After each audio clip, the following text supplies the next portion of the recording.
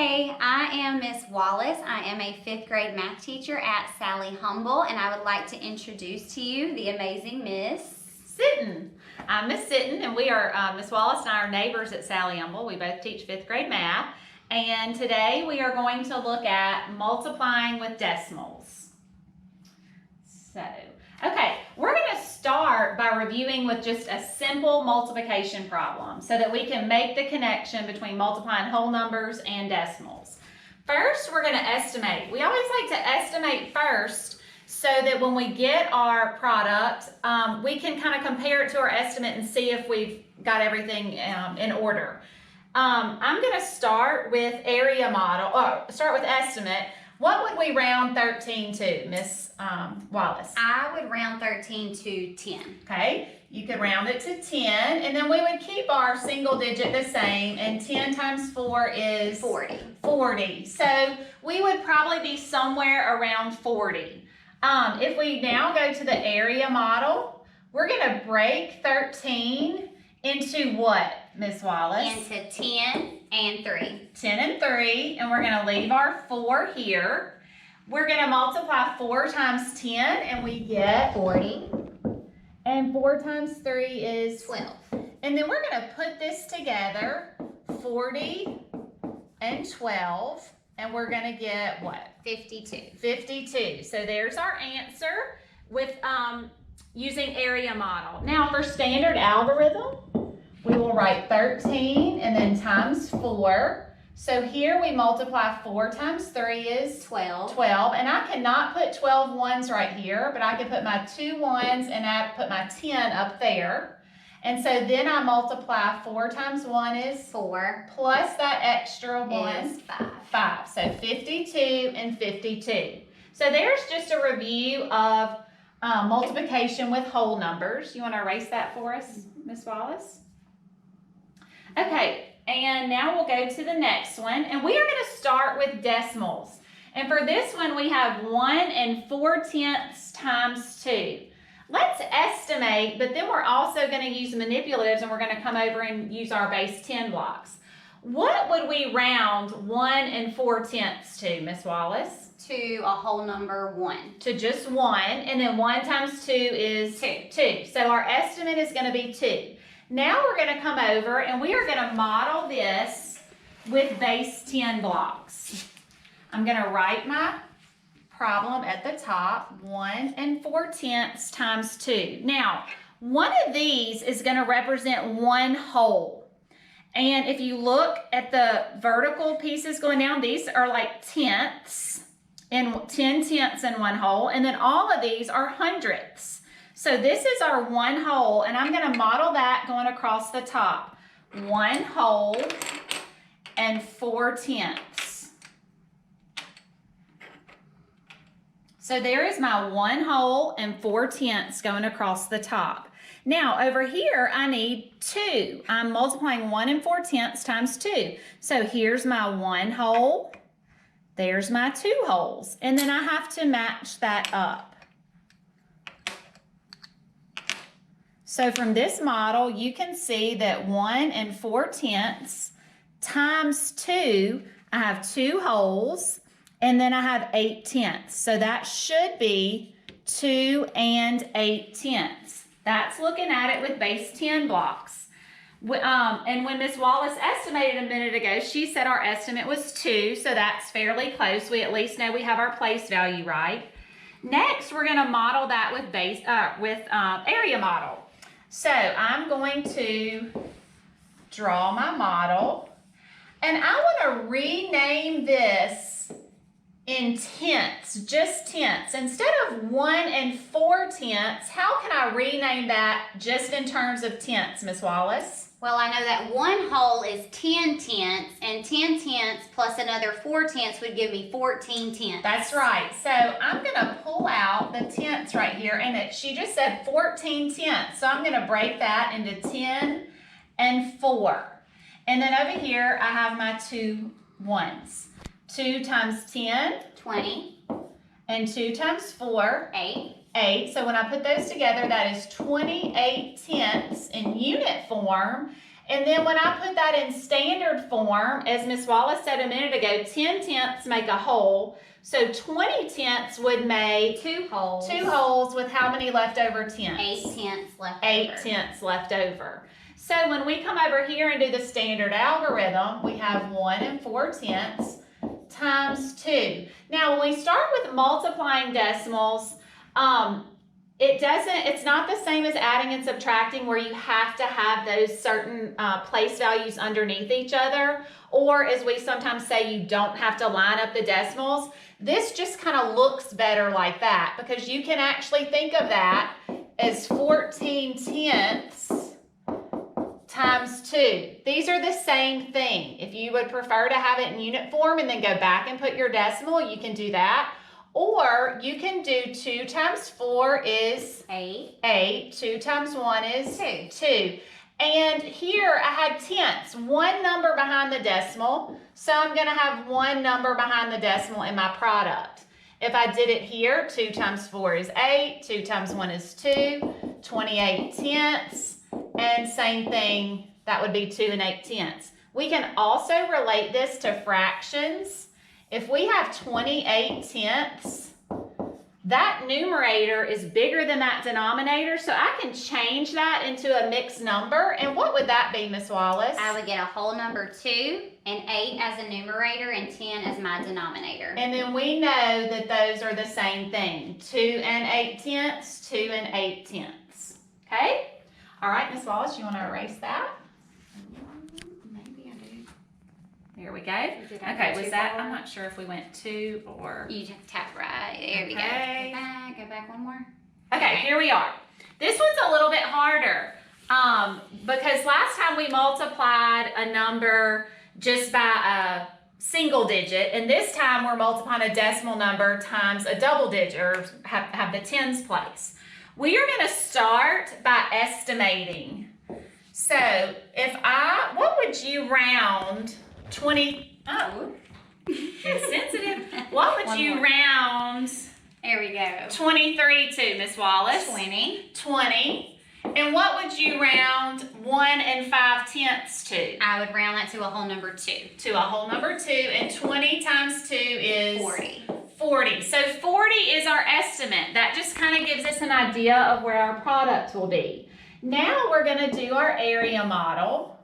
And I would change this into unit form instead of 1 and 5 tenths. What would we make that, Miss Wallace? We would make that into 15 tenths. 15 tenths. And then we would break that apart here 10 and have 5. 10 and 5. And then here I have 23. So what would I break that into on this side of my model? I would do it into 20 and then 3. 20 and 3. And then we're just multiplying. 20 times 10, 200. 200. 20 times 5, 100. 100. 3 times 10, 30 and 3 times 5, is 15. 15. And then I kind of like to join this row. 200 and 100 is 300. And 30 and 15 is 45.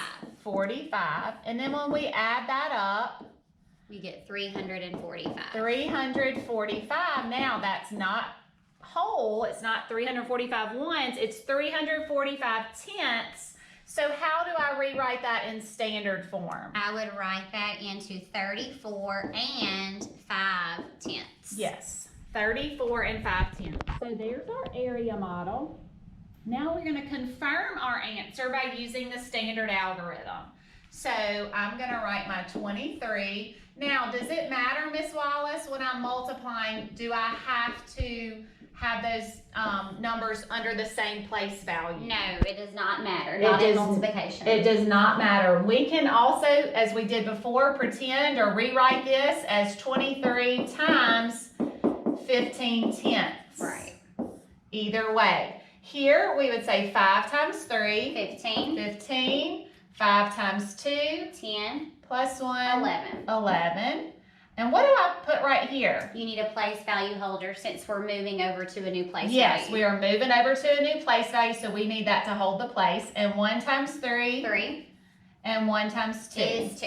2. And when I add those up, once again, I get 345.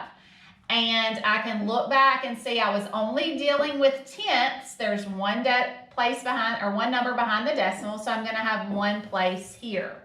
And then same thing from the unit form. You would work it out the same way. You would get these same numbers, but you're going to end up with 345 tenths, which we know then we would basically, like, you're dividing by 10 and that number is shifting one time, so it's going to end up being 34 and 5/10. Okay? Good job. Oh, no, I didn't want to capture it. Go away. Okay. I want to clear it. There Okay. we go. And now let's see if I can just go one slide. Okay, so now we have a word problem. We are gonna take what we've learned and apply it to something real life. Mr. Smith wants to build a new patio. The patio will measure 13 and 5/10 feet by 43 feet. What is the area of the patio? Solve using two methods. Now, let's think about this, Miss Wallace. When we're finding the area of something, what are we doing when we're finding the area? Are we going around the edge of something, or are we finding the inside? We want to know how much space is it taking up. How much space it's taking up, and what is it going to cover?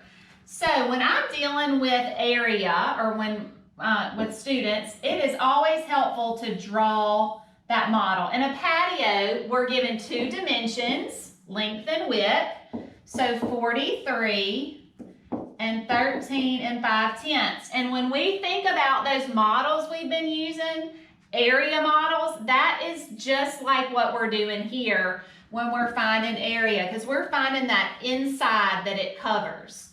So here, this is just a picture of our patio, and this is what we're finding. How many square feet that our patio is going to cover.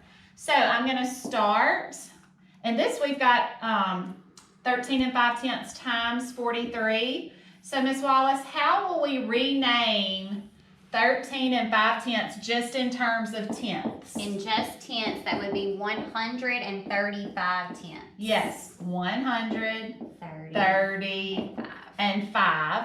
And then our other side of our patio is 43. So how would we break that apart? 40 and then 3. 40 and 3, okay? And 40 times 100. 4,000. 4,000. We've got bigger numbers here. 40 times 30. 1,200. 1,200. And I know that in her mind, she's using some of those strategies we learned earlier in the year about when you're multiplying by multiples of 10. And then 40 times 5. 200. 200. Okay? 3 times 100. 300. 300. 3 times 30. 90. And 3 times 5. 15. And then what do I need to do with all of this, Miss Wallace? We need to add it all up. We need to put it together. So here I have 4,000 plus 1,200, which I know, sorry. Okay, there we go. 4,000 plus 1,200. I think we can do that in our head. That would be what? 5,200. 200, and then we're adding that 200, so it would really be 5,400. 400. And then here, I would go ahead and add 90 and 15, and you get what? 105. 105 plus 300 would be 405. 405. And then we can add those up. 5, 0, 8, and 5. Now, we still have to keep in mind those are tenths. So, what would that be in standard form, Miss Wallace? Well, if I know I'm looking at tenths, I know the tenths is only one place to the right, meaning I only need one digit to the right. So I would put it between the 0 and the 5. That's right. So, it'd be 580 and 5/10. And when we're dealing with area, we say square feet. And we can use the little 2 that means squared, like with exponents, or you can write out square feet. So that shows with the area model. Now I'm gonna erase my little patio drawing to give myself some room to do it standard algorithm. Okay. So now, and I think I'm gonna use black for standard algorithm. So I'm going to put 13 and 5/10. Now, if you prefer, you could write 135 and have your tenths out to the side times 43. Okay? And we are just going to work this like we are working whole number multiplication. 3 times 5, 15, 15. Carry my 1. 3 times 3, 9, plus 1. 10, 3 times 1, 3, plus 1. 4. 4. And look right here, Miss Wallace, 405, 405. They match. They do. Okay, I always like to just kind of draw a little line through those. And then what do I need to put here? My place value holder, 0. We're gonna hold that place. 4 times 5, 20, 0. Bring my 2. 4 times 3, 12, plus 2. 14. Carry my 1. And 4 times 1, 4 plus 1. is 5. And there again, I have that partial product, which we've talked about before. Then we're gonna add. Now, I have 5,805, but this is tenths. I have to remember that. So we go back, and as Miss Wallace said, there's 1 digit behind that decimal. So we need 1 digit here, okay? Now, when Miss Wallace and I learned this, we learned just multiply, and then you just count those numbers behind the decimal, and that's how many are in your product. And that does work, but this kind of explains why. And once we've gotten into the place value of why we put that decimal there, because we were dealing with tenths. Okay? All right. And our last one, I believe, before our wrap up, we are just going to look at this one. This one is different because why, Miss Wallace? What do we notice is different right there? The other problems we did, we only dealt with tenths. This one, we're in the hundredths place. That's right. But we're going to work it the same way, just using our same strategies. What would we round 7 and 38 hundredths to? I would round that to 7. 7. And what would you round 41 to? 40. 40. And then she's going to think about her multiplying with her multiples of 10 and use some little strategies to come up with that product. What would 7 times 40 be? 280. 280. And I bet she was thinking in her mind, as this is 4 times 10, and thinking, okay, well, 7 times 4 is 28, and then 28 times 10 is 280. Absolutely. Because we've all done that before. Okay, so there's our estimate. And now we are going to we're going to do our area model, and this time we're having to rename as hundredths because we've got those two numbers behind the decimals. So how are we going to rename 7 and 38 hundredths just as hundredths? 738. And then we're going to write hundredths right here. So she just renamed it in terms of hundredths. And then over on this side, what are we going to break 41 into? 40 and 1. 40 and 1, okay? And then Miss Wallace, 700 times 40. Well, I know 7 times 4 is 28, and I'm going to attach 3 zeros. Yep. 40 times 30.